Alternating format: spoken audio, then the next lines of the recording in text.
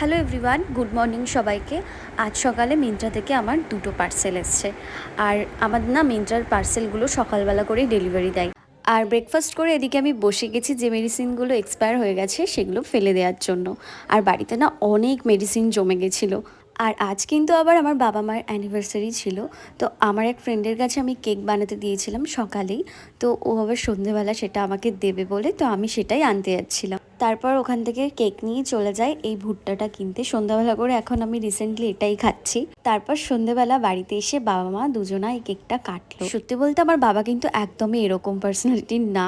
তো জানি না সেদিনকে কি হয়েছিল বাবার, হঠাৎ করে দেখি একবারেই রাজি হয়ে গেল। আর খুব খুশিও বাবা ছিল। এর আগে বাবার জন্মদিনে বাবার জন্য একটা কেক নিয়ে এসেছিলাম, তখন তো কিছুতেই কাটেনি। তারপর আমি আর বোন একটু দোকানের দিকে গেছিলাম, কিছু কেনার ছিল সেগুলো কিনতে। আর ছোটবেলায় তো অনেক ক্র্যাক্স খেয়েছি, তো এই ক্র্যাক্সগুলো কিনতাম কারণ ভেতরে অনেক ছোট ছোট গিফট দিত, এই জন্যই।